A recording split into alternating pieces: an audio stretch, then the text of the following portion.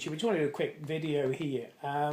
Supposed to respond to somebody who put a comment the other day, I think it was something Scott, and I thought instead of typing around on keys, I thought I'd give him a quick auto reply. He talked about sort of, he'd been offered a long wheelbase vehicle in the UK, and it had like a welfare vehicle, which means probably might have a toilet or a sink in.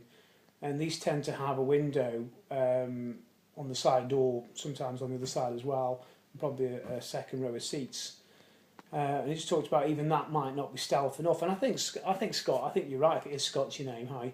I think you're right, Scott. I think even that isn't enough. I mean, if you haven't got a window there, it's obviously going to be more stealth. Even if you black the window out and it didn't have any mechanism of moving it for security, it still looks like it's like a day vehicle.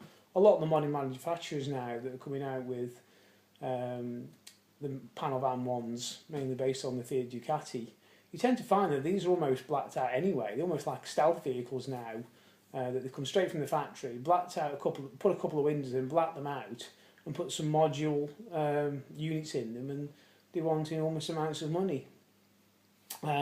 So you know, when the sort of the market's coming actually even narrow what the people actually want, especially in the UK. They want that sort of ability to not stick out like a sore thumb, I suppose. So yeah, I think if you've got no bulkhead, i.e. the big panel behind the driver's seat, you can obviously put a curtain or some mechanism where you could actually fold another door on itself, like a sliding door, to get some security when you're not in the vehicle, and also some privacy when you are in the vehicle. And that could block light out, and obviously then you've got the mechanism open it up, and also you can get away with a quick getaway if you need to for whatever reason. So even I know some people who've actually, because these windows can be quite expensive to put in, so if you are going to have a window and want one on both sides and you haven't brought your vehicle, it's probably better to look for one that's got them in, because there's 400 quid there straight away just by a couple £100 each window. So, or what you could do in a lot of cases is swap for people who don't want a window, and obviously you want a window, and you can swap the entire door as well. If you're talking about some of the major manufacturers like Ducati, Sprinter, Ford, etc., that's an option. So yeah, I think when I've looked at a vehicle, I've thought about that quite a lot, and I'd opted for just one window on the side and non-fixed with like limo glass. But I think now in hindsight, I don't think it bothers me that much. What I have thought about is lighting. You've obviously got artificial lighting, but natural light, especially if you're spending a lot of time in there, thinking about having more. Obviously, the way I have to do it's quite important, because obviously you want to keep the stealth ability on the roof from the outside.